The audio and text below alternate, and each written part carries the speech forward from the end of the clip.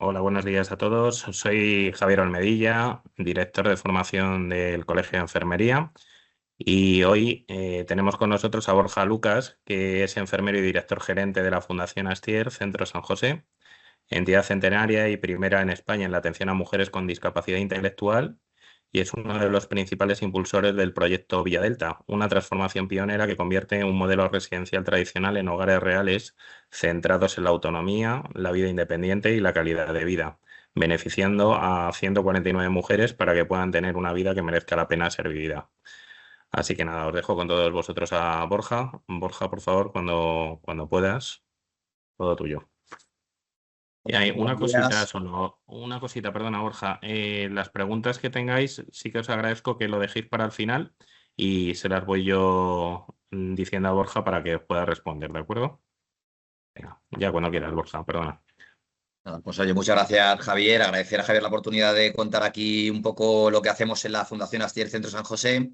Bueno, cuando nos conocimos, pues al final estamos tratando de humanizar el acompañamiento a personas con discapacidad intelectual en un entorno residencial y es un poco lo que vengo a contar aquí. No voy a contar grandes teorías ni marcos como muy fundamentalistas, sino que vamos a contar un poco la práctica del día a día en lo que viene siendo lo que entendemos, cómo tienen que vivir las personas en una residencia y en este caso, cómo estamos haciendo desde una residencia centenaria, ¿no? Para, bueno, cómo estamos transformándonos hacia ese modelo más humano y más digno, pues para que tengan las personas que viven aquí, vivan una vida, como ha dicho Javier, que merezca la pena ser vivida. Entonces, bueno, gracias al Colegio de Enfermería, gracias a Javier. Y bueno, voy a pasar a contaros un poquito todo lo relacionado. Voy a compartir pantalla para que podáis ver una presentación. He llamado a la webinar Transformación del modelo de cuidados, innovación social y humanización en entornos residenciales. Y antes de empezar os voy a contar un poquito quién soy yo. Como ha dicho bien Javier, yo soy Borja Lucas, soy un enfermero como cualquiera de vosotros y vosotras. Yo acabo la carrera y caigo aquí en la Fundación Astilla Centro San José, que era una residencia tradicional, en un modelo asistencial tradicional, eh, que bueno, que acompaña a 149 mujeres con discapacidad intelectual. Yo entré como enfermero, me acuerdo que entré como enfermero y cuando llegué a casa el primer día dije, bueno, cuando pueda me voy de aquí, porque añoraba, ¿no? Toda la parte de técnicas en el hospital y demás, pero me apasionó tanto que decidí quedarme, aposté por la misión de la fundación, porque sí que vi que aquí acompañábamos vidas y que todo por lo que yo había estudiado enfermería pues tenía sentido, ¿no? Al final estábamos tratando de mejorar la calidad de vida y conseguíamos mejorar la calidad de vida desde mi ser enfermero y era algo que a mí me hacía tener un nivel de satisfacción enorme. Luego voy liderando equipos en enfermería y en el 2020, en enero, asumo el rol de director gerente. Esto para mí fue un honor porque yo llevo ya años en la casa y quiero mucho a esta casa y a las personas a las que acompaño. Me comí el marrón de que me hicieron director en enero y en marzo vino la pandemia, que todos y todas sabéis lo que hubo y lo que hubo en residencias. Pero bueno, también me miró muy bien bueno, esta visión enfermera para afrontar la pandemia sin protocolos y sin nada.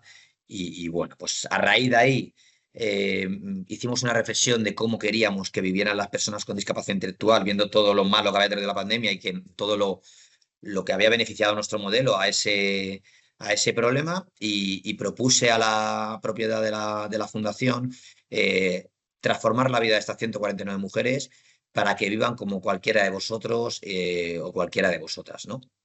Entonces, bueno, ese proyecto se traduce en un proyecto que se llama Vía Delta, del que os voy a hablar durante toda la webinar para que entendáis un poco todos los conceptos que os voy a ir contando.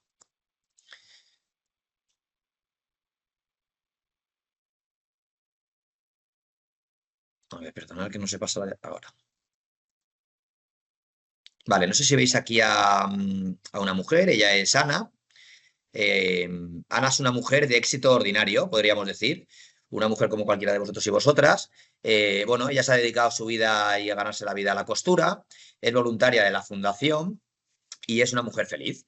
Os voy a hablar mucho de personas y os voy a hablar del caso de Ana ahora y lo voy a hilar al final de la sesión porque tiene mucho que ver, ¿vale? Y tiene mucho que ver lo que me gustaría. Si hoy os quedáis con dos cositas de todo lo que voy a contar, pues para mí el objetivo de la sesión es satisfactorio.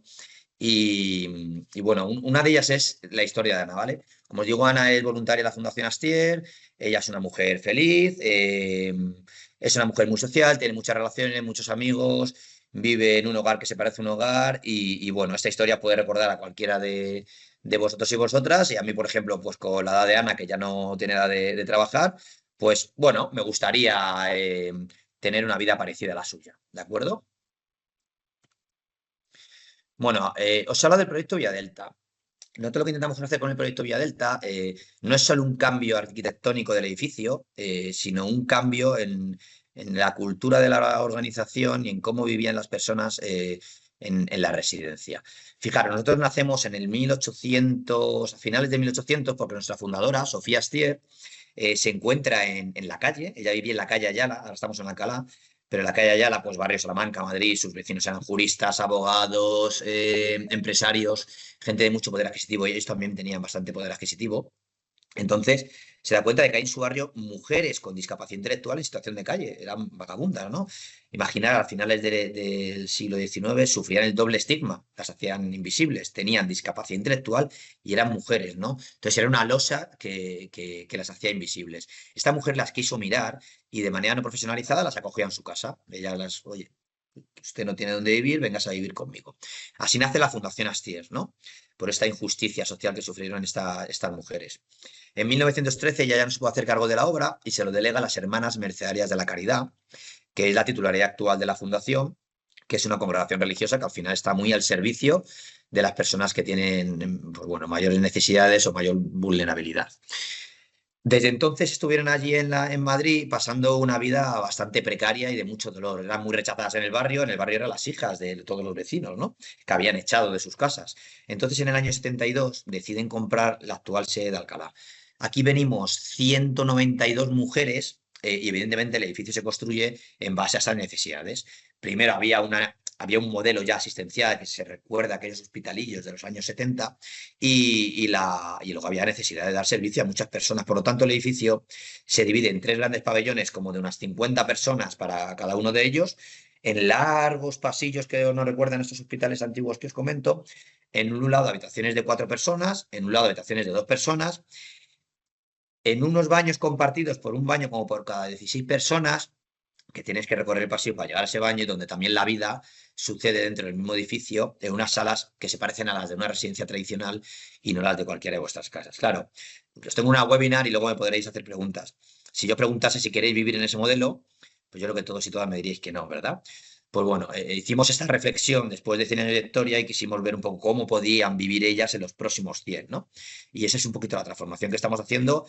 Estamos dividiendo esas residencias, esos tres grandes pabellones, en hogares que sean reflejo de sus gustos, de sus preferencias y de sus decisiones, donde ya se están potenciando una vida independiente, donde ya viven en habitaciones individuales y dobles con baño propio, y bueno, eso transforma tu vida completamente. Imaginar a niveles de intimidad, a niveles de derechos, a niveles de poder elegir y a niveles de sentimiento de pertenencia. No es lo mismo vivir en un sitio, en un pabellón que ya simplemente suena a un módulo, que suena un poco ahí como carcelario, a vivir en un hogar, ¿vale? Donde además yo decido, donde yo elijo incluso con quién vivir, ¿no? Entonces, esta es la gran transformación que estamos haciendo y quizá este es el gran foco de la fundación por lo que estamos ahora siendo reconocidos pues, con diferentes premios y demás.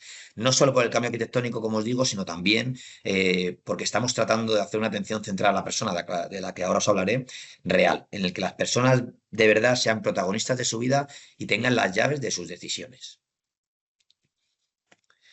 Bueno, para hablar un poquito más de Villadelta y entrar un poquito en harina, os voy a hablar lo voy a decir despacio porque es una palabra ya muy complicada, de desinstitucionalizar. Para ello he cogido un informe que ha hecho la Fundación de Rivera y la Fundación PVC, han hecho una inversión, una investigación enorme, incluso por muchos países del mundo, sobre qué es desinstitucionalizar, ¿no? Aquí aparecemos nuestro proyecto como un ejemplo de buena práctica, porque recoge todos los indicadores de calidad que tiene el informe y que han demostrado que esto tiene impacto verdadero en las personas. Entonces, bueno, desinstitucionalizar al final es transitar de modelos residenciales tradicionales, ¿vale?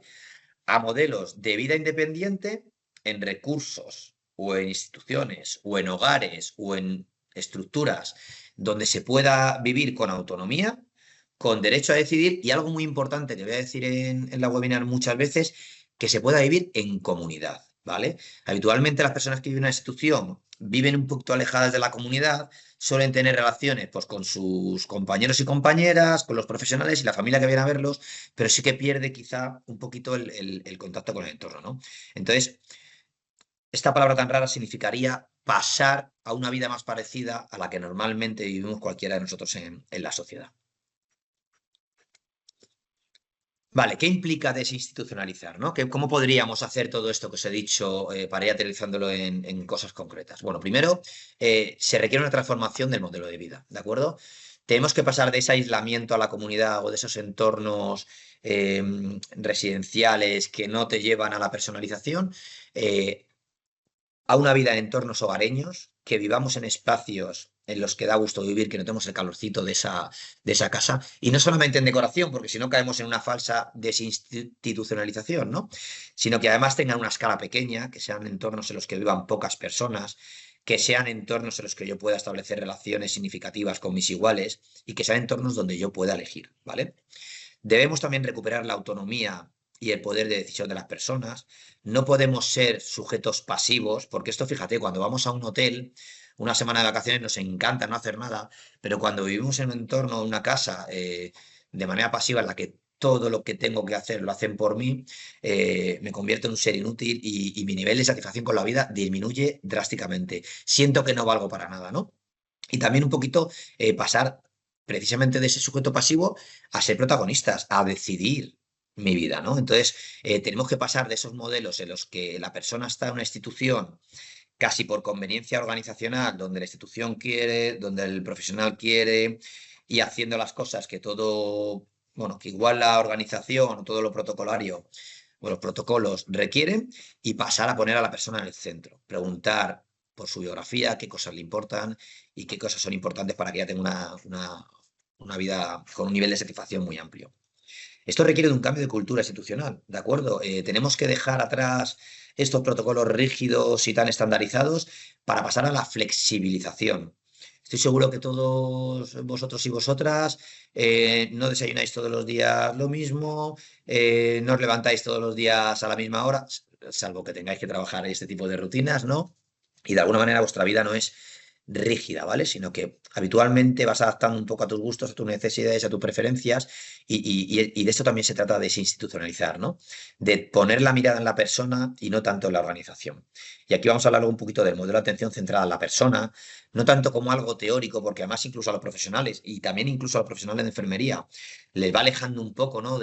Porque utópicamente una atención centrada a la persona plena es complicada en recursos residenciales, pero sí tenemos que acercarnos a un modelo en el que nosotros nos adaptamos a la persona que viene a vivir aquí a las residencias y no tanto la persona a la residencia, ¿no? Y esta mirada de poner el foco en lo que esa persona puede hacer y cómo la puedo ayudar, cómo puedo facilitarle la vida, a lo que no puedo hacer y cómo yo puedo paliar todos esos problemas clínicos y diagnósticos, verdaderamente transforma la vida de las personas.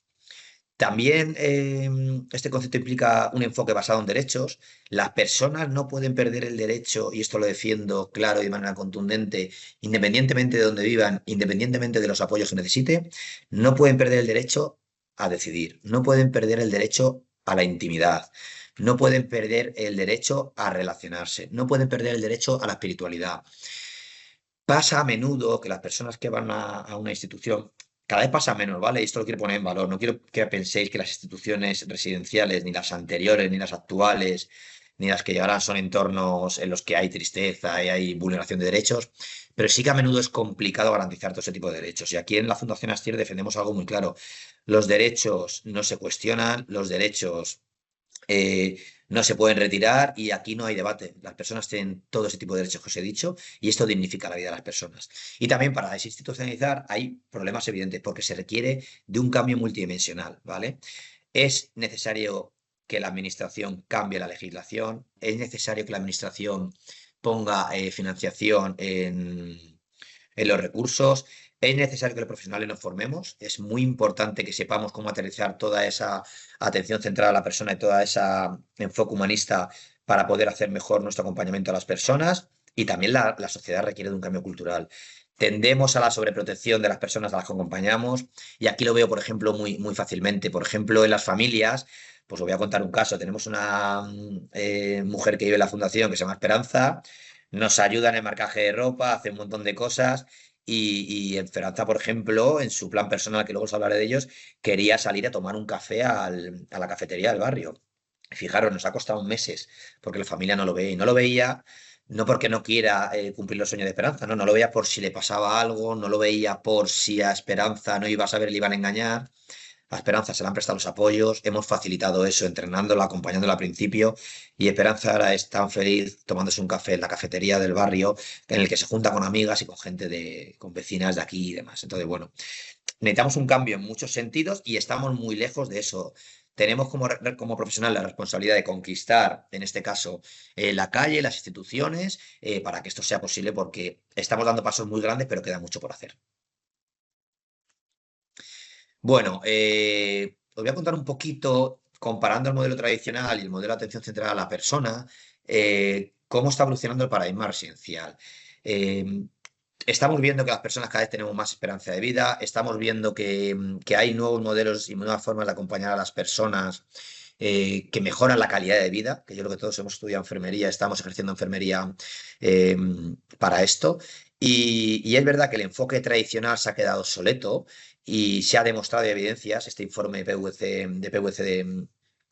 de desinstitucionalización, además lo pone muy en valor, en el que se puede acompañar a las personas en entornos residenciales para que las personas tengan un nivel de satisfacción con la vida y sobre todo que tengan un propósito vital.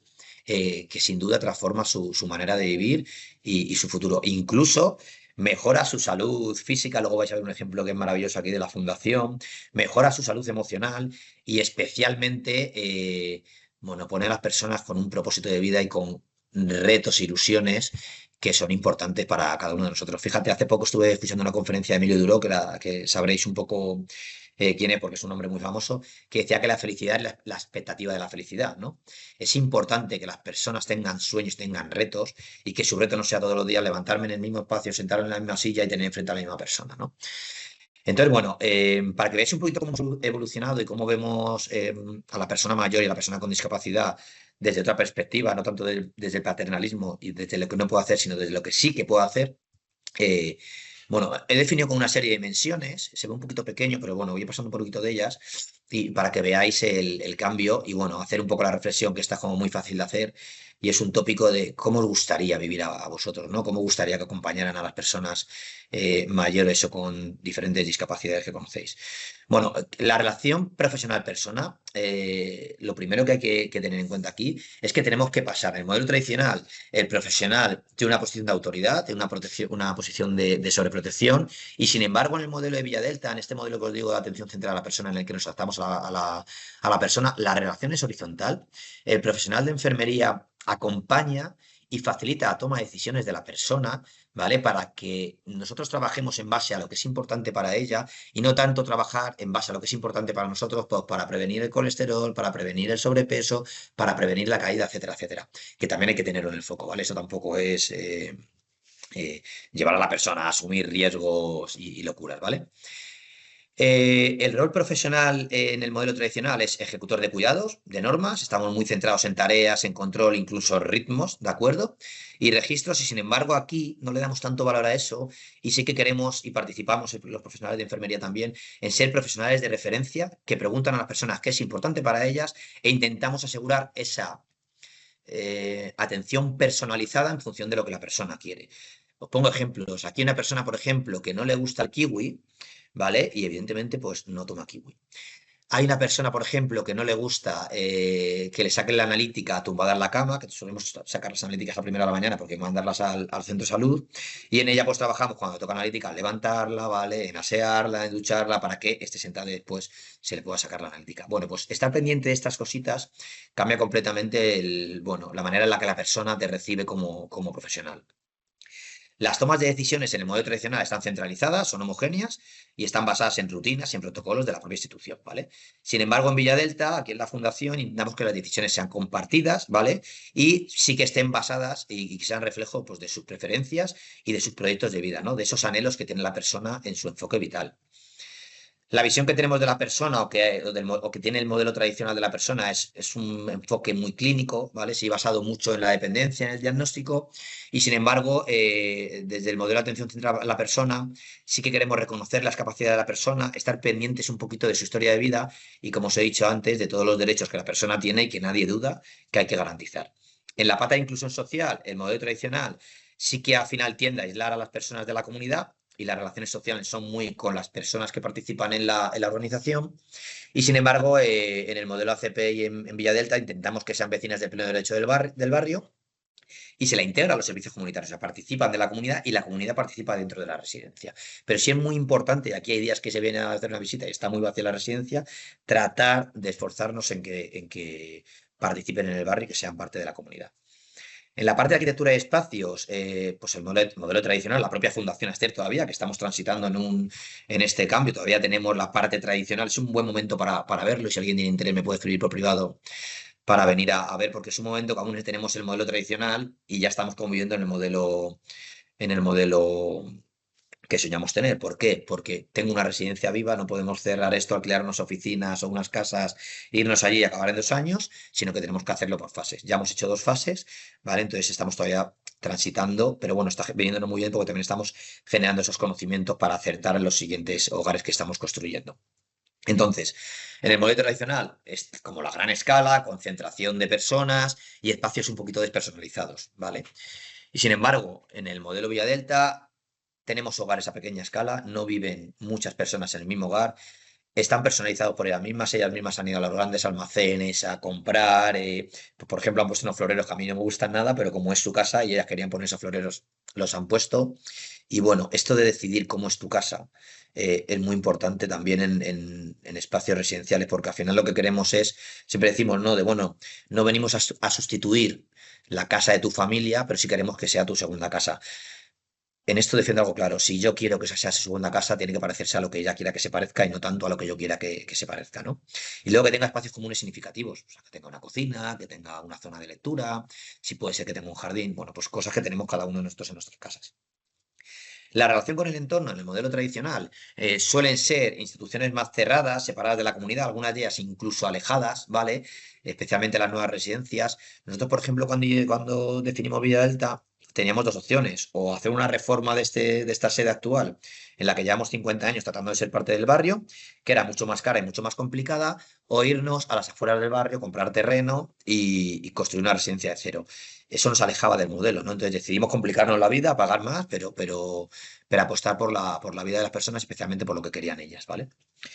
En el modelo ACP Villa Delta, pues al final, como os he dicho, aquí estamos en el pleno barrio y Esperanza va a tomar café a la cafetería y Carlota va a sus clases de baile y bueno, al final esto es importante para ellas y la gente, por ejemplo, aquí que tenemos una capilla, pues la gente del barrio viene aquí a celebrar la misa y es una forma de relacionarse con ellas.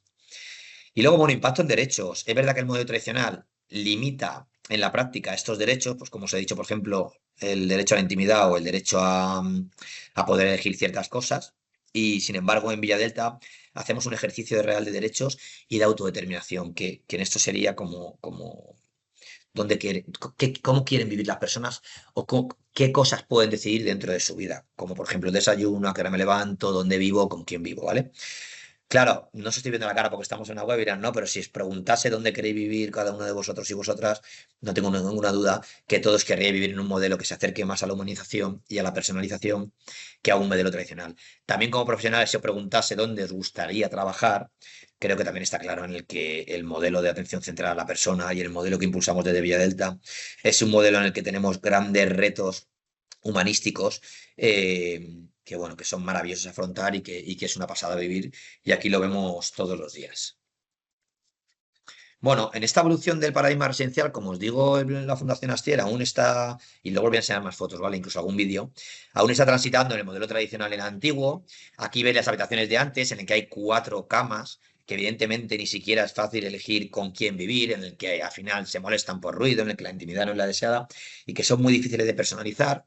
Ahora tenemos habitaciones dobles e individuales, que además se han puesto con muebles, en el que los proveedores han sido, pues los grandes almacenes típicos, a donde vamos todos a comprar, que se montan los muebles y demás, y no proveedores residenciales. En los baños antes había una ratio de un baño por cada 16 personas. en el que había pues como una fila de lavabos, una fila de cabinas para váter y duchas donde yo me ducho y alguien se puede estar lavando los dientes y sin embargo ahora tenemos un baño en el que además hay un lavabo para cada persona y solo lo comparto con mi compañera de habitación, ¿de acuerdo? Que esto cambia mucho, especialmente porque ya tampoco tengo que recorrer un pasillo para llegar a un baño donde no tengo intimidad y además tengo el baño en mi habitación y este es mi espacio que yo tengo como propio. La parte de la cocina, de salón, pues aquí veis el comedor de antes, que era el típico comedor residencial, que es un comedor pues, donde hay unas 30 personas, y me voy ahora donde veo un sofá, donde veo una mesa y donde, bueno, tengo un comedor mucho más pequeño, que además está presidido por una televisión enorme, como cualquiera de nosotros en nuestras casas.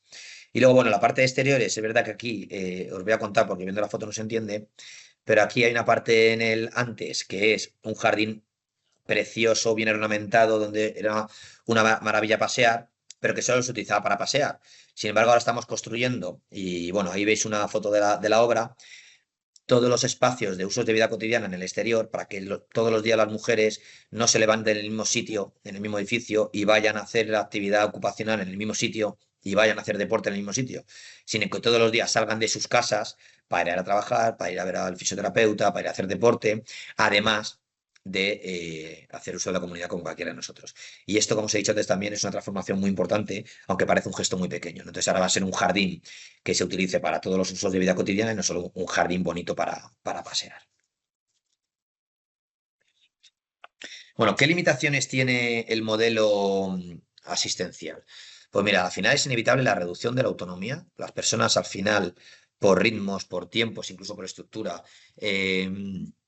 tienen una reducción de la autonomía, hacen menos cosas por sí mismas y sobre todo, y es algo que yo he aprendido aquí en la fundación, tienen menos capacidad de decidir y eso es lo más importante para la felicidad y para el nivel de satisfacción con la vida de una persona, más incluso que la autonomía, ¿eh? Es decir, para la persona ambas son fundamentales y son un pilar, ¿no? En la vida de las personas y en nuestro modelo en la Fundación Astier. Pero es importantísimo que las personas puedan decidir cosas de su día a día, cosas cotidianas, porque si no, como os digo, se convierten en elementos pasivos en el que alguien decide todo por mí, ¿no? Y hay cosas muy sencillas que se pueden hacer, como os he dicho, como elegir qué desayuno, pero luego hay cosas muy profundas que antes aquí no podíamos garantizar, que era como elegir con quién vivo, ¿no? Daros cuenta. Vivir en un sitio en donde yo no puedo elegir con quién vivo es muy fuerte. Cuando hicimos esa reflexión nos impactó a todos mucho, ¿no? Sin embargo, ahora sí que pueden hacerlo. Esto es fundamental. El modelo tradicional tiene una escasa adaptación al individuo, hay ritmos muy marcados, como os he dicho, hay baños compartidos, hay salas muy grandes donde tengo que ubicar a una persona que tiene que compartir espacio con 20 o 30, y sin embargo,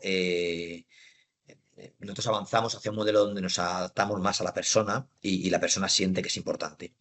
Esto tiene un impacto negativo en la calidad de vida de las personas, en todas las dimensiones, ¿eh? En la esfera social, en la esfera de salud, en la esfera de salud emocional. Y está contrastado y en el informe de PVC que os he puesto en el inicio, que os invito a ver, está demostrado con muchos indicadores. Luego los entornos arquitectónicos habitualmente están muy despersonalizados. Algunos de ellos sí que están personalizados, pero también hay una falsa ACP, como os he dicho, ¿vale? Y otros están personalizados y son una maravilla, ¿eh? Hay residencias que yo he ido a ver ahora con todo este proceso porque hemos ido a inspirarnos a muchas instituciones y verdaderamente el modelo de Villa Delta se ha hecho muy famoso por esa transición de modelo tradicional a a un modelo que pone en valor la vida de las personas, pero hay muchas instituciones ya con este modelo funcionando y es una maravilla. Y cuando entras allí y ves la cara de los profesionales y ves la cara de las personas, te das cuenta que ahí pasa algo diferente, ¿no? Y luego, bueno, la falta de integración comunitaria. Es muy importante ser parte de la comunidad, es muy importante establecer relaciones con personas diferentes a tu cuidador o a tu compañero. Y bueno, esta es una limitación del modelo asistencial porque es verdad que la dependencia requiere de muchos recursos humanos, la administración ahora mismo no pone esos recursos ni las familias pueden pagarlo y aquí sí que tenemos una lucha muy grande por los profesionales, las federaciones y los expertos del sector en tratar de visibilizar que es importante poner recursos. Yo siempre digo unas cosas en mis entornos, pues en algún entorno de influencia que tenemos, ¿no? Si con lo que tenemos hacemos lo que hacemos, imaginaros si verdaderamente se hiciera una apuesta importante por la dependencia, ¿no? Yo creo que nadie dudaría en que vivir en una residencia es algo positivo e incluso podríamos aspirar a vivir en una residencia, ¿no? Pero ahora mismo es muy complicado porque hay una falta de recursos importantes.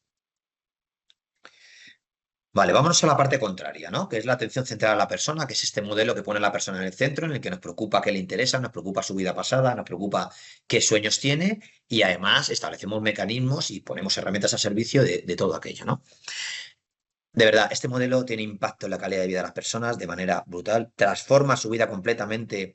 Yo he pasado ese modelo tradicional y he pasado y ejercido como enfermero en ese modelo tradicional y ahora estoy viendo los cambios a este modelo de atención centrada a la persona y de calidad de vida y el cambio de las personas es absolutamente maravilloso, de verdad. Son personas más plenas, son personas más felices y desde luego que ellas te hablan de transformación de vida importante y bueno, luego lo van a ver en un vídeo, lo van a contar ellas para que yo nos casque todo lo que vais a ver aquí. Bueno, este modelo, como os he dicho antes, primero aumenta la capacidad de decisión de la persona, ellas deciden muchas de las cosas y nosotros estamos para escuchar y para preguntarlas y sobre todo conserva y mantiene la autonomía. Ya no son sujetos pasivos, sino que tratamos de fomentar que conserven todo lo que pueden hacer y especialmente de aumentar también la autonomía, de que vayan superándose en cosas que históricamente se les ha negado o que parecía que no podían hacer, ¿no? Poner el foco en lo que sí pueden hacer. Mejora todas las dimensiones de calidad de vida. Luego voy a hablar de una herramienta que son las dimensiones de calidad de vida de Sarlock y Verdugo, ¿vale? Esta es una herramienta que es, bueno, bastante reciente y se basa en... Se utiliza para medir y mejorar la calidad de vida de las personas. No pregunta tanto como el Bartel, el Norton y demás, cosas tan relacionadas con la dependencia, con la salud, sino que pregunta y se fija en dimensiones como el bienestar emocional, el bienestar en las relaciones, el bienestar material, la inclusión y derechos, ¿vale? Entonces es importante fijarse en esas cositas y no solo en el diagnóstico, la prevención de caídas, en los controles típicos de enfermería, ¿no? Es importante ver a la persona desde un concepto más social y relacional y no solamente clínico. Las personas tienen el sentimiento de que tienen la capacidad de salir adelante. También está demostrado en ese informe de que las personas viven más años. Fijaros qué importante. Fomenta la inclusión social y la vida activa, ¿vale? Hace que las personas establezcan relaciones con el resto de personas. Y fijaros, hay cosas muy importantes que definen o que de alguna manera influyen en nuestra felicidad y unas de ellas, hay dos como muy importantes que han dicho todos los expertos, yo no he dicho nada, yo no soy experto en prácticamente nada, salvo en esto que hago ya aquí todos los días, pero sí que está demostrado en el que las relaciones sociales que tenemos y los propósitos y anhelos de vida que tenemos, los sueños que tenemos, están muy influenciados en nuestro nivel de felicidad. Entonces, bueno, sí que tratamos de alguna manera de fomentar esa inclusión social y de esa vida activa en la propia residencia y en la comunidad. Mejora la convivencia, se personalizan los espacios, hay menos roces entre ellas, los problemas de conducta típicos en personas incluso con deterioro cognitivo mejoran drásticamente y también muchos indicadores de la salud mejoran y, bueno, es algo también que da mucha satisfacción como enfermero porque te das cuenta de que sirve para mejorar la salud de las personas más allá también del nivel de satisfacción, ¿no? Y luego también visibiliza a las personas con grandes necesidades de apoyo, estas grandes dependientes que al final en un modelo tradicional todo se basa en la levanto, la aseo, la dejo con un pincelito y con perdón, la aparco en una sala para que pase el día, la doy de comer y luego toca acostar, ¿no? Sin embargo, las pones esto en el centro, las preguntas qué es importante para ellas, si ella no tiene capacidad de comunicación, lo haces a la familia y te pones a currar para que la vida también de esa persona tenga tenga importancia, ¿no? Esto de verdad que es importante para ellas y cambia el aparco a una persona, sino al cojo a esa persona y veo qué puedo hacer, porque también para ella es importante ciertas dimensiones.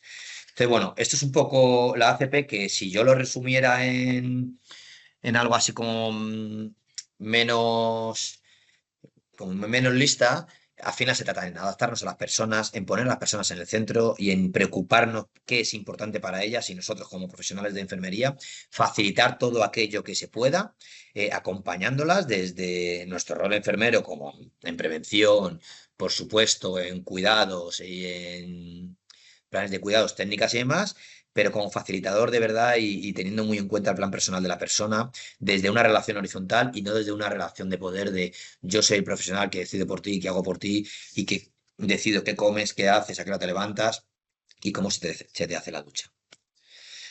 Claro, este modelo que es maravilloso sobre la marcha, y imagino que nadie dudará, ¿no? Que es genial, tiene muchos retos, ¿vale? El primer reto es que requiere una inversión en formación del personal enorme. Aquí hemos formado con muchas y muchas horas al personal y tengo que seguir haciéndolo porque al final tendemos, yo también, ¿eh? O sea, todo lo que estoy hablando, yo me he convertido, soy como un converso al modelo, pero es verdad que sigo pendiente un poco todavía, ¿no? De que no le pase nada, ¿no? Que esté siempre como que la familia la vea como un regalito bien, sin ninguna marca, sin nada, ¿no? Bueno, pues requiere de mucha inversión, necesita cambios organizativos profundos, imaginar si trabajáis alguno en gestión de residencia, en organizar recursos, cómo hacer para adaptarte a la persona, es muy complicado porque las personas somos singulares, hay que reconocer a la persona desde su singularidad y bueno, es complicado organizar una residencia así. A veces es muy difícil adaptar la arquitectura. Aquí yo he podido adaptar esos tres grandes pabellones porque la fundación tiene músculo económico, pero puede pasar que no tengas ese músculo económico, la capacidad de endeudarte, y también puede pasar que tengas una residencia, por ejemplo, en el centro de una gran ciudad y que por espacio no te dé para adaptarte. Bueno, pues es un reto grande ese también, ¿no? También está el riesgo de esa CP falsa que os he dicho antes, ¿no? Porque al final parece que hacemos un plan personal y ya estamos haciendo atención central a la persona.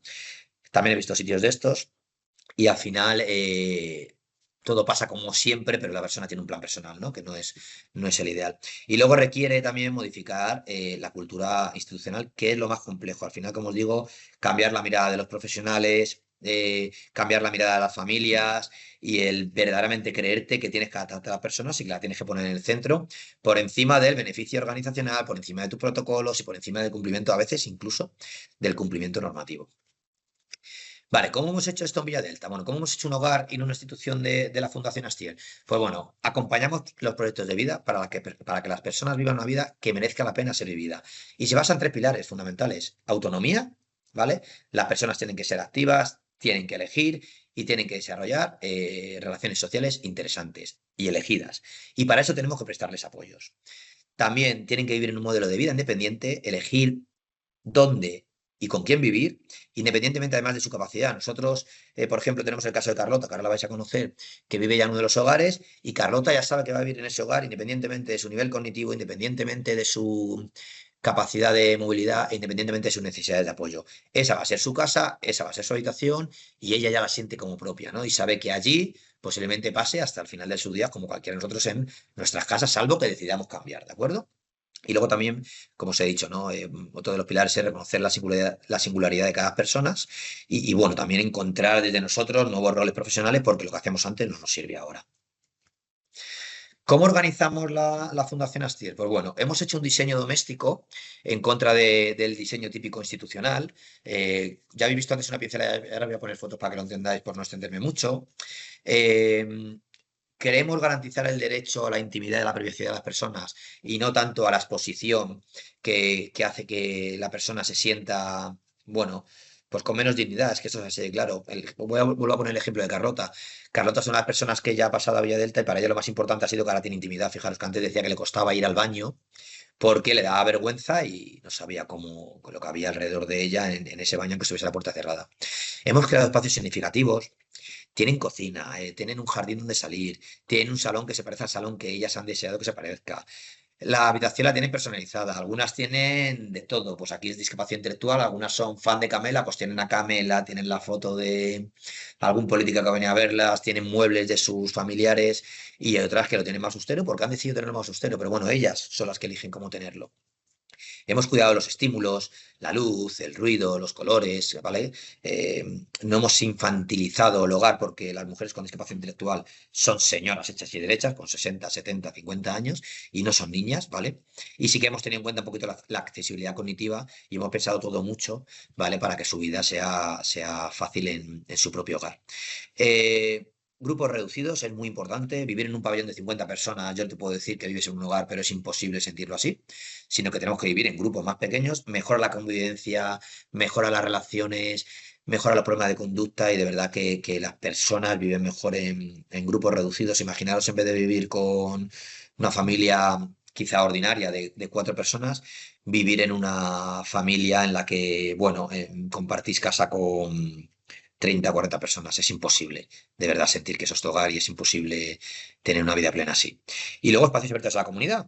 Yo en mi casa hay gente que invita a desayunar, hay gente que pasa a verme, y igual que yo salgo fuera cuando quiero a relacionarme, ¿no? Hay una dinámica que hacen ellas, que ellas eligen a quién invitan y se llama desayuno con amigas. Entonces ellas, para que vean toda esta parte del modelo de vida independiente y cómo se organizan su desayuno y cómo van haciendo cada una lo que desayuna, cómo luego ellas friegan, ponen lavavajillas y todo eso, ellas invitan a una persona y es una dinámica muy chula, pero bueno, ves, la comunidad viene a la fundación a ver qué está pasando y cómo viven en una residencia. Al final es un choque muy grande porque te imaginas la vida en una residencia como muy fría, en el que el profesional hace todo, te pone el desayuno, te recoge la mesa, y aquí te das cuenta que es como una casa de señoras que se organizan de manera autónoma y de manera independiente.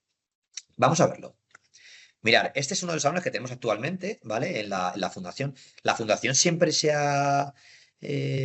ha sido conocida por una calidad asistencial muy grande y porque ha apostado mucho por las personas y no le ha picado rascarse el bolsillo. Entonces, estáis viendo un salón que tiene un suelo de mármol precioso, que tiene unas mesas preciosas, que tiene una tabiquería móvil que hizo un carpintero a medida maravillosas, pero es verdad que es un salón de residencia típico en el que yo no veo el hogar de mi casa o yo no veo el salón de mi casa por ninguna parte, ¿vale?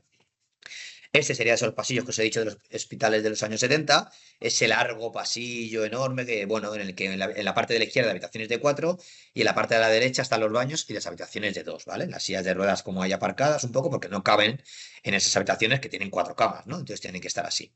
Vale, sin embargo, ¿qué tienen ahora en Villadelta? Este es su salón. Ahí ves un sofá donde, por ejemplo, se echan las siestas descalzas. Yo recuerdo una vez a Germana que subía al hogar las primeras veces y estaba tumbada descalza echándose la siesta. Y me acuerdo que me vio y se levantó corriendo como diciendo, me ha pillado, he hecho algo malo, ¿no? Y recuerdo que ahí fue un punto de inflexión para el equipo y conciencié mucho al equipo de, lo estamos consiguiendo, porque ahora las personas en su casa se echan la siesta descalzas. Joder, y con perdón, si es que lo que hago yo en la mía, ¿no? Entonces, esto hay que facilitárselo. Entonces pusimos un gran sofá, ellas han puesto las plantas, se han decorado un poquito. Ahora se ve ahí un poquito más austero porque esta foto la hice ayer cuando estaban limpiando, pero bueno, que se parece a una casa y ves en el fondo una cocina. ¿Vale? Y pasan cosas como esta.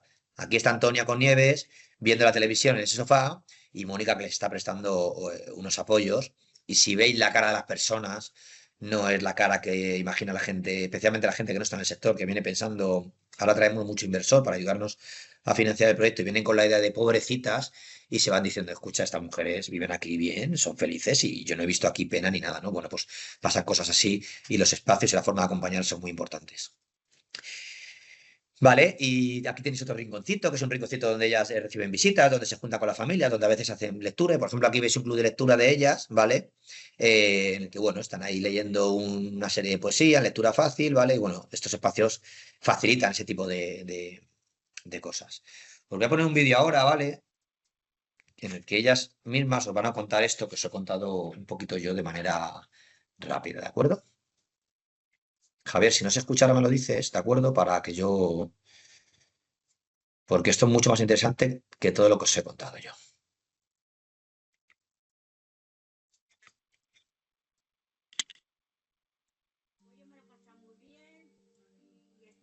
Yo de maravilla, me ha cambiado la vida por completo. Antes, pues no teníamos la intimidad que tenemos ahora. Tenemos una habitación para dos o para una. Yo la comparto con otra compañera. Tenemos un baño para nosotras solas. No que antes, pues, por ejemplo, las luces eran de tres o de cuatro en cuatro. Y no tengo esa intimidad. Yo salgo dentro, me voy a mi habitación, tengo la tele, tengo mi mesa, me pongo a escribir, me pongo a leer, me pongo a ver la tele. Porque ahora tenemos tele en las habitaciones. Antes tampoco había eso y vamos, y un cambio radical del 100%, vamos, muchísimo mejor ahora. Esto es muchísimo más bonito, muchísimo más amplio, más diáfano, más, todo más llevadero, tiene las cosas más a mano y me ha cambiado todo muchísimo, muchísimo para bien, vamos, para muchísimo mejor.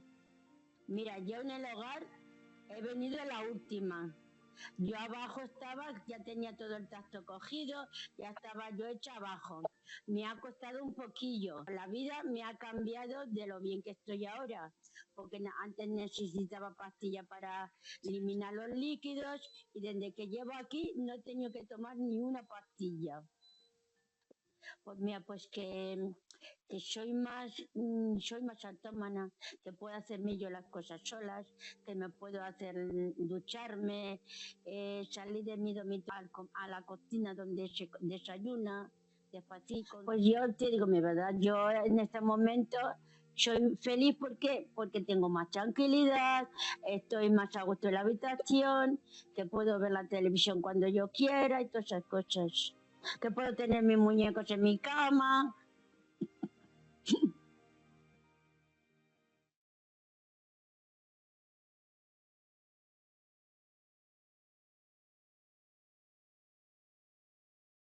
Bueno, pues yo creo que después de ver el vídeo, no estoy viendo la cara de nadie, pero imagino que todo el mundo ha podido ver la transformación de la vida de Carlota y de Charo.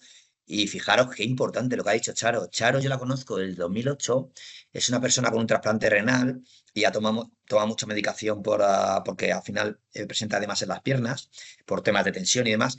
Charo dejó de tomar esa medicación. Entonces, claro, yo lo cuento y mira, como conozco a Charo se me ponen los pelos de punta, pero es brutal. De verdad, tiene impacto en la vida de las personas y tiene impacto en la salud de las personas. Entonces, acompañar como enfermeros hacia esa facilitación de autonomía y de vida independiente mejora la calidad de vida y mejora la salud y el bienestar físico de las personas, ¿no? Entonces creo que participar en ese transitar, en esa desinstitucionalización, perdonar, merece la pena, sin duda merece la pena, ¿vale? Entonces, ¿qué rol tenemos dentro de todo esto, no? Porque hasta ahora os he dicho cosas que podrían ser casi más desde una parte de gerencia de una residencia y no desde enfermero. Por mirar, os digo una cosa, el enfermero y la enfermera tiene que tener, y aquí en la fundación tiene un rol líder en todo esto, ¿vale? Tenemos una visión holística de la persona y una visión humana de la persona que nos permite participar en todas las decisiones y en toda la organización de este proceso hacia una vida de autonomía y de vida independiente, ¿vale? Vale, para ello tenemos que asumir ciertas cosas, ¿vale? Y tenemos que hacer ciertas cosas que son importantes. Lo primero, esto que os digo, me lo he aplicado a autocrítica porque yo he pasado por muchas de estas cosas, ¿de acuerdo? Entonces, esto no quiero que nadie se sienta señalado y si además en alguno vive en este punto, las mías siguen viviendo todavía en este punto, yo también a veces aún asumimos unos riesgos que me cuestan, pero sí tengo claro que merece la pena y os invito a ir avanzando hacia ahí, ¿de acuerdo? Lo primero, abandono del paternalismo, ¿vale? No pasa nada porque las personas asuman riesgos dignos, ¿vale? Que es otra de las cosas que vienen ahí, ¿de acuerdo? La sobreprotección limita la capacidad de desarrollo de las personas, empeora la calidad de vida. Y es verdad que tenemos que hacer prevención para la salud, educación para la salud, tenemos que prestar cuidados, pero debemos confiar en las personas, debemos creer en ellas y también hacer esfuerzos en facilitar las cosas que son importantes.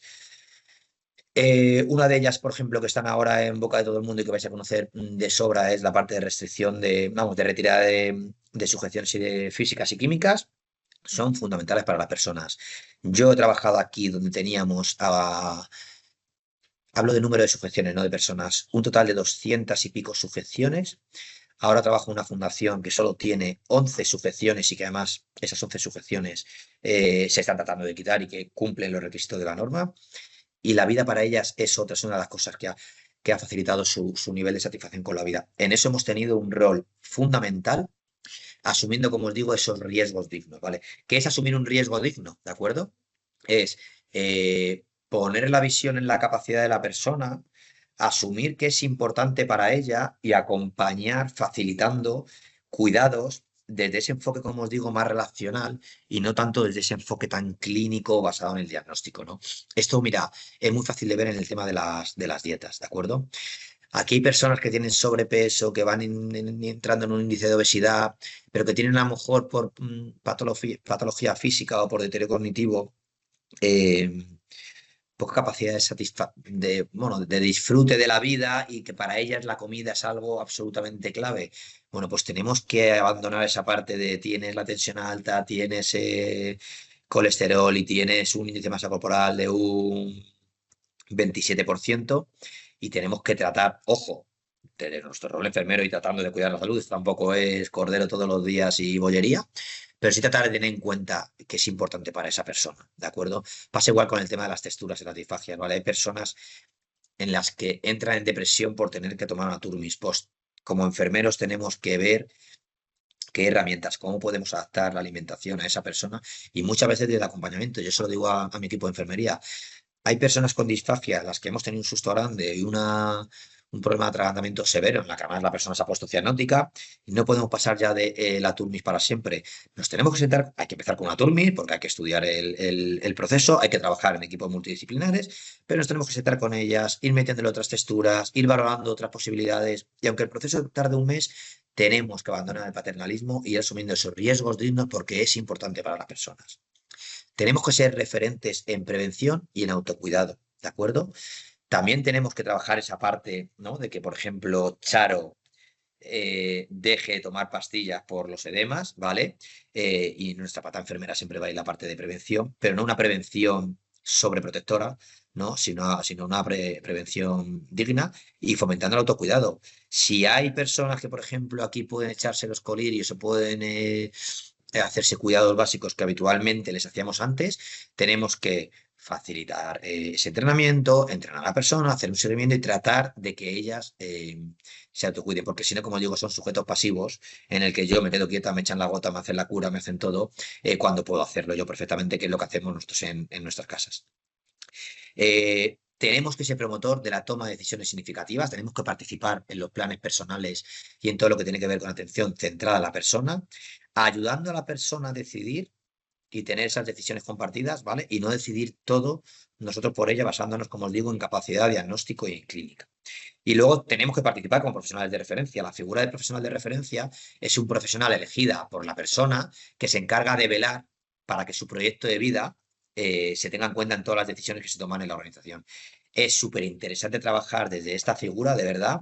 Es un reto maravilloso y además te da un poco un vuelco la cabeza en la manera de acompañar a las personas, porque cuando eres profesional de referencia de una persona que ha puesto la confianza en ti, verdaderamente haces esfuerzos, ¿vale? En trabajar desde la enfermería para las cosas que son importantes para esa persona, ¿no? Y eso la verdad que es súper gratificante y hay días que te vas de aquí de verdad muy satisfecho y muy completo con la labor que hemos desempeñado.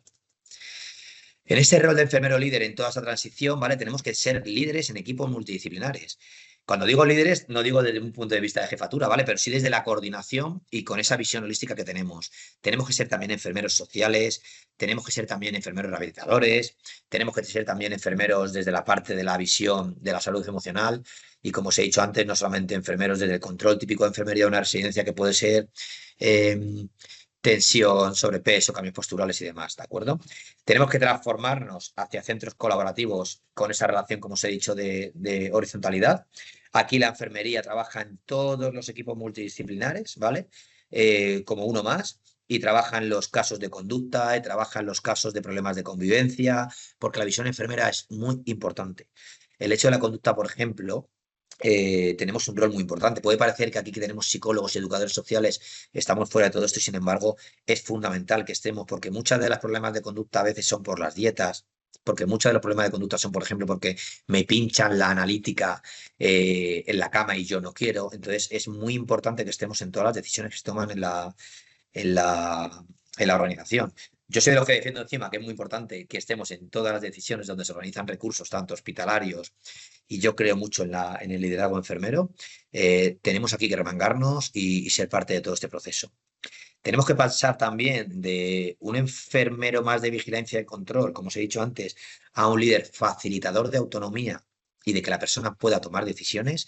Es maravilloso participar en todo eso y yo os invito a fomentar, vamos, en vuestros equipos, en vosotros mismos, en reflexionar un poquito en todo esto.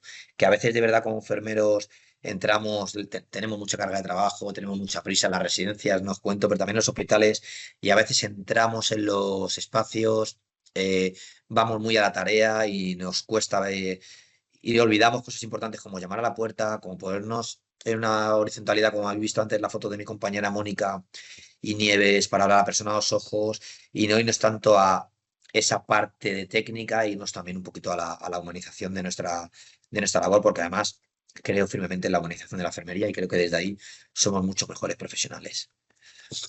¿qué herramientas tenemos los enfermeros en todo esto? Bueno, pues lo primero que os he dicho es, tenemos que usar el Bartel, tenemos que usar el Norton, evidentemente, pero también tenemos una herramienta maravillosa en las residencias que es la herramienta de dimensiones de calidad de vida, que es el modelo que hizo Sarlock y Verdugo, ¿vale?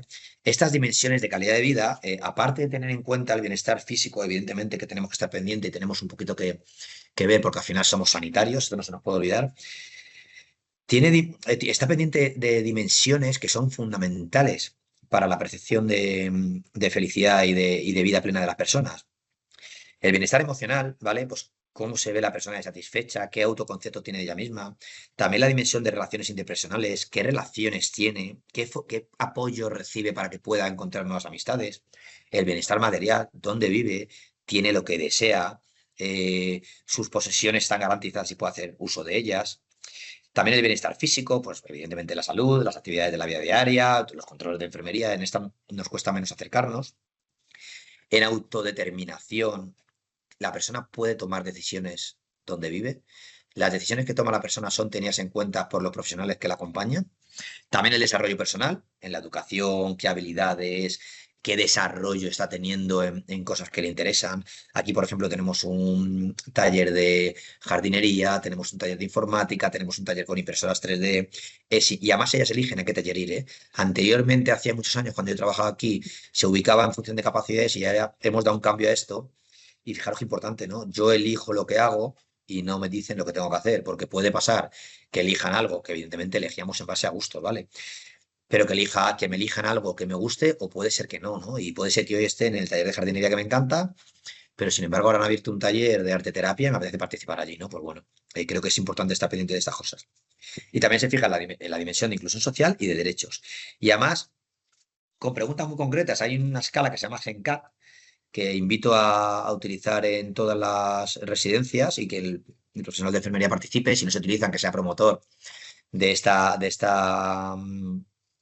uso de esta escala, que como os he dicho, mide la escala de calidad de vida. Te da un percentil, ¿vale? Y al final, esto no sirve simplemente para medir, sino para mejorar. ¿Por qué? Porque tienes que ir mirando un poquito los indicadores que mide esa escala en todas esas dimensiones que os he dicho que son importantes para las personas, también para cualquiera de nosotros y nosotras, ¿vale? Y les hace preguntas como, por ejemplo, si está satisfecho con su vida presente, si está alegre de buen humor, qué actividades realiza, si tiene amigos estables, si tiene posibilidad de tener pareja. Daros cuenta, esto no siempre en una residencia se puede garantizar o se prestan apoyos para que esto pase. Si se siente querido, si tiene una vida sexual satisfecha. Yo trabajo en discapacidad intelectual y aquí viven personas de 50, 60 años, 40 años, ¿vale? No hay que olvidarse de esa dimensión de las personas, que también es fundamental, el tener una vida sexual elegida.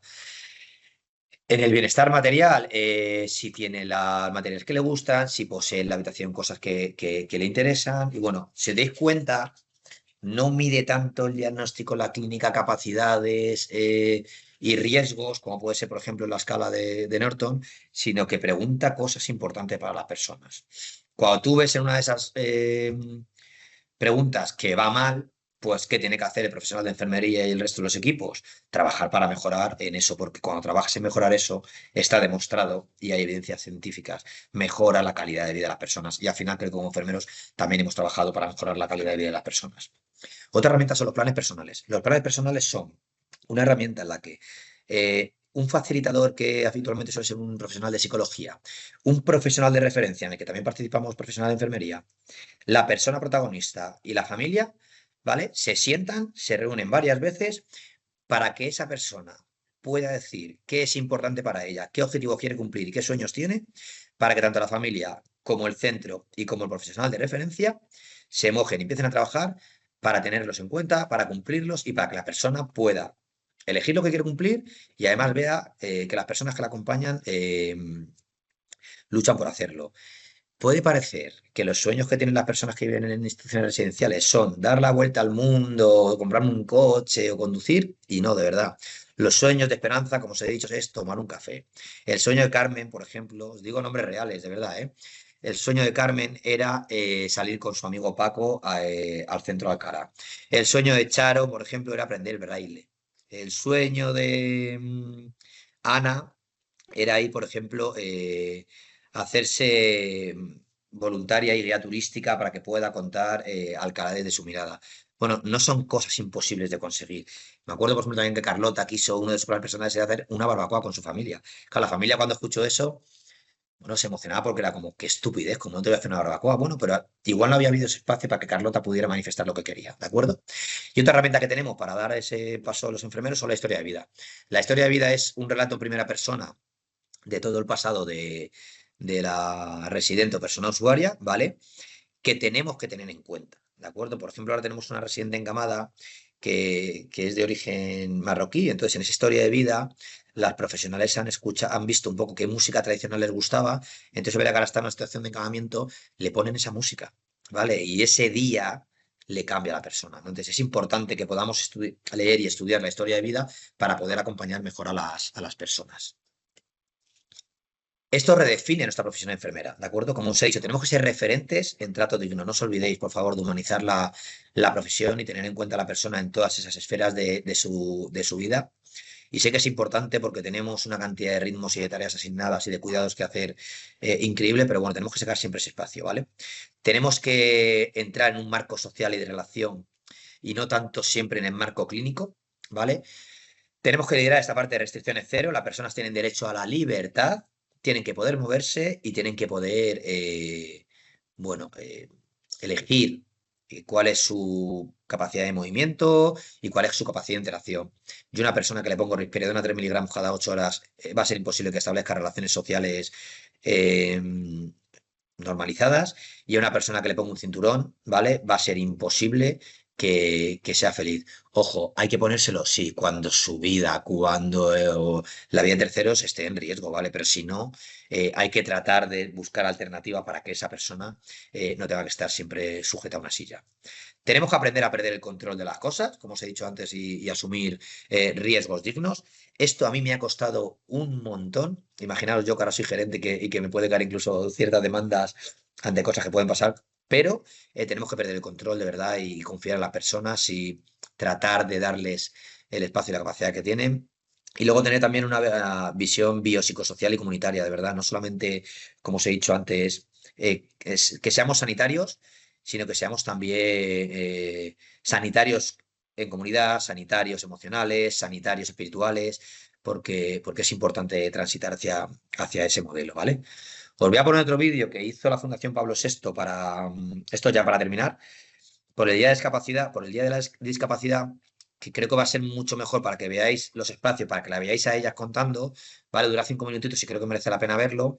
Y luego os hago una reflexión final y ya, bueno, paso a que Javier coordine la parte de preguntas para que pueda yo, bueno, contestar a cualquier cosita que deseéis saber.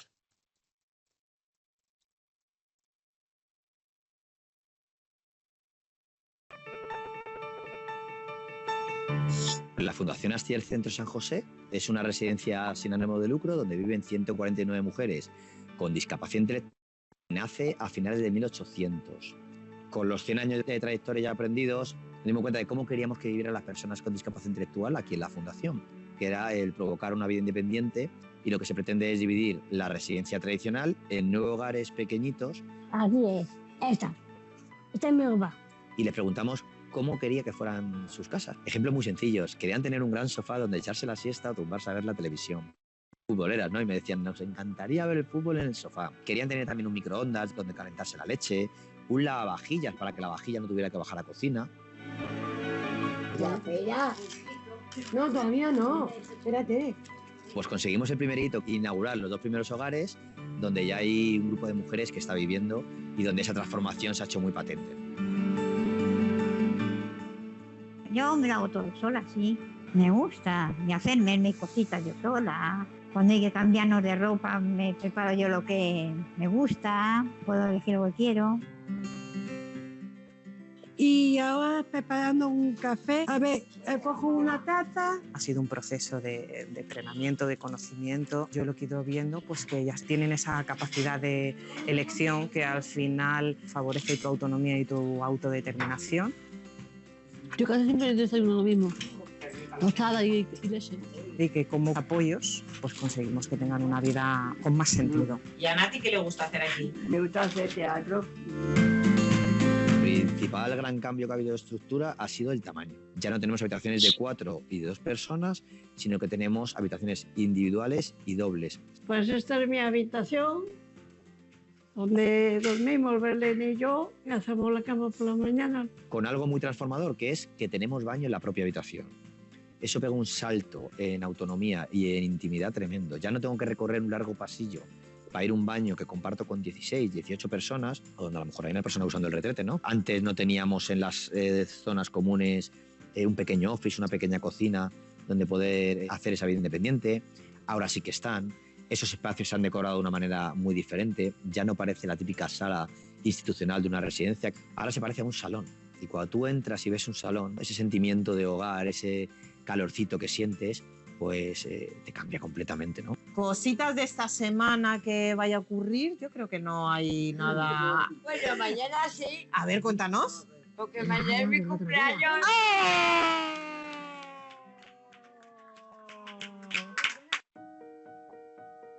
¿Qué hemos diseñado con la obra y que nos parecía fundamental? Que toda la parte de terapias y de ocupación estuviera fuera. Y de esta manera, al construir los talleres fuera del edificio de la vivienda, que ellas todos los días tengan una oportunidad para poder salir, poder socializar con otras personas. Por el hecho de tener discapacidad intelectual, tenemos que tener menos oportunidades. Me voy a la jardinería, al huerto, a trabajar. Desde Fundación Astier lo que hacemos es promover esa inclusión y esa participación comunitaria, tanto para que entren las personas aquí al hogar y hagan actividades con ellas, como que ellas salgan a Alcalá de Henares y participen como ciudadanas de pleno derecho de esta ciudad tan bonita. Vengo de ensayar lo de la mirilla para el próximo viernes, que vamos a hacer un grupito, vamos a hacer una guía turística para la gente de una empresa. Y le vamos a enseñar la universidad, la casa de Cervantes, la magistral, la Bernarda, todo eso.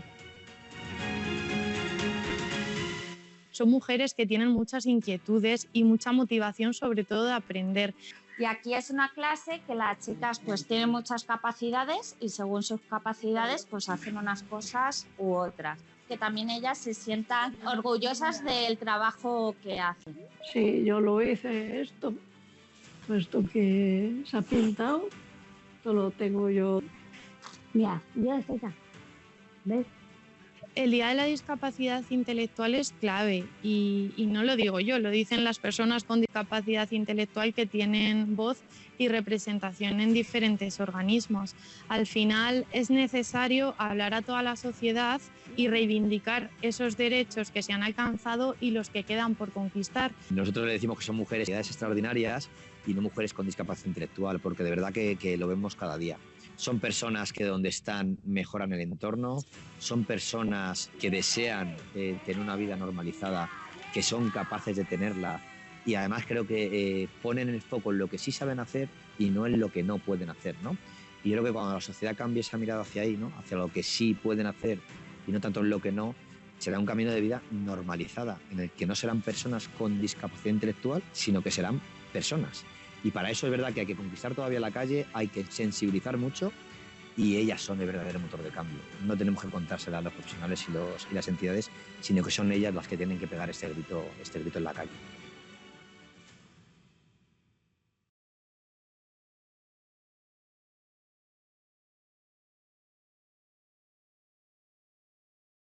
Bueno, sé que el vídeo era un poco largo, pero me era imposible no ponerlo porque me parece una maravilla. Espero que os haya gustado. Mirad, volvemos a Ana ya para cerrar. Esta es la de las últimas diapositivas. ¿Os acordáis que os he presentado antes a Ana? Mujer, os he dicho, de éxito ordinario, mujer normal, mujer que se ha ganado la vida cosiendo, que ahora es voluntaria. Y bueno, os he dicho, podría ser lo que queríamos ser cualquiera de nosotros ya cuando tengamos edad de trabajar. Bueno, pues Ana vive en la Fundación Astier, ¿de acuerdo? Posiblemente si se hubiera dicho al principio que Ana es una mujer con discapacidad intelectual y es residente de la Fundación hace 52 años, no la hubieras ubicado en el contexto de persona normal. Cuando digo no de manera despectiva, ¿no? Pero que seguramente lo hubieras ubicado como persona ya que vive en residencia y con todo el estigma que eso implica, ¿no? Pues Ana vive en la Fundación Astier. Las personas que viven en una residencia, de verdad, lo defiendo, lo pongo en valor, lo digo aquí y lo digo en todos los sitios. Pueden ser personas normales, que vivan una vida normal, que vivan una vida significativa. Ya tenéis a Ana emocionada recogiendo el premio Valores Cívicos de la ciudad de Alcalá de Henares. Y en la primera foto que os he visto es una Ana que es voluntaria de Cruz Roja porque le hemos cambiado el rol. Ella tenía el deseo de ayudar y de ayudar a Cruz Roja porque es una institución que siempre ella ha admirado. Y ahora es voluntaria de Cruz Roja, va a la escena de Cruz Roja. Y el hecho de que vivan el hecho de que vivan una residencia no implica que las personas tengan que estar apartadas, alejadas y que sus sueños no puedan tenerse en cuenta. Ana es un ejemplo al que yo me quiero acercar. Ojalá yo sea una persona de éxito ordinaria como Ana cuando tenga su edad. Y de verdad que si conocéis a Ana, vamos, no os va a dar nada de pena, no vais a tener ningún tipo de visión negativa hacia la vida que vive. Y Ana vive en una residencia de mujeres con discapacidad intelectual. Cierro con este es mi equipo de enfermería, mi maravilloso equipo de enfermería que quiero poner en valor. Ahí están posando en el Teatro Real con el premio FUDEN de Fundación de Enfermería y Desarrollo. Fuimos premiados este año. Fue un honor para nosotros, además fue un premio sorpresa porque no nos lo esperábamos, nosotros no presentamos candidatura y tuvimos el honor. Quiero hacer un reconocimiento hacia ellas porque ellas también han tenido que aprender a transitar de ese modelo más clínico y sobreprotector a un modelo basado en derechos, autonomía, autodeterminación, que pone a la persona en el centro y bueno, el transitar que han tenido ellas y el transitar que he tenido yo hacia esta dignificación y humanización de la profesión por la que hemos sido premiados, lo podéis tener cualquiera de vosotros y vosotras. Os invito a ello, de verdad. Soy un defensor de que la enfermería es una de las mejores profesiones del mundo y verdaderamente creo que transformamos la vida de las personas. Tenemos mucha suerte, podemos ponerlo en valor y os invito a hacerlo cada vez mejor. Si yo preguntase ahora mismo, esto lo he hecho cuando voy a la Universidad de Alcalá de Henares a contar esta charla, que la hago en presencial y les hago que apunten en un papelito, esta vez no puedo, pero bueno, os hago pensar ahí un flashback ahí de como de 10 segundos, cómo os gustaría que os recordasen vuestros pacientes, residentes y demás. Nadie querría que le recordasen como qué bien canalizaba las vías cuando me sondaba, lo hacía la primera, oye, qué planes de cuidado se elaboraba, nadie. Todo el mundo queremos que se nos recuerde como qué enfermera más maja, qué enfermero más bueno que se preocupaba por qué cosas eran importantes para mí, qué persona más maravillosa que cuando hablaba conmigo se agachaba para que le pudiera ver la cara, etcétera, etcétera, etcétera. Os invito a ser ese enfermero o enfermera. Seguro que ya lo sois porque nos lo han enseñado desde la carrera y es parte de nuestra esencia. Y nada, ha sido un absoluto placer dar esta charla. Lo que he contado lo defiendo, lo vivo y bueno, os invito a venir aquí también a verlo un poco para que podáis verlo porque no tiene nada que ver contarlo que vivirlo. Y nada, yo ya abierto a preguntas, os dejo ahí mis contactos para si queréis también más tranquilamente en privado preguntarme cualquier día. Tenéis las redes y la página de la fundación también un poco para ver, porque ponemos muchas de las cosas de cómo vamos evolucionando. Y bueno, yo ya le doy la palabra a Javier, que creo que me extendí. Y encantado de responder las preguntas que queráis. Pues nada, muchas gracias, Borja, y transmite también las gracias a ti y a tu equipo, ¿vale? Por la labor que hacéis. Nada, pues si queréis preguntar algo, lo vais escribiendo a través del chat y se lo voy trasladando a Borja, por favor. Nada, por aquí te dan las gracias varias personas. A vosotros y a vosotros. Una de ellas dice que muchas gracias por hacer más visible este mundo diferente al asistencial que vivimos en especializada y en primaria, y que le parece muy interesante. Gracias también a ella por el comentario y seguro que en esta lucha estamos todos.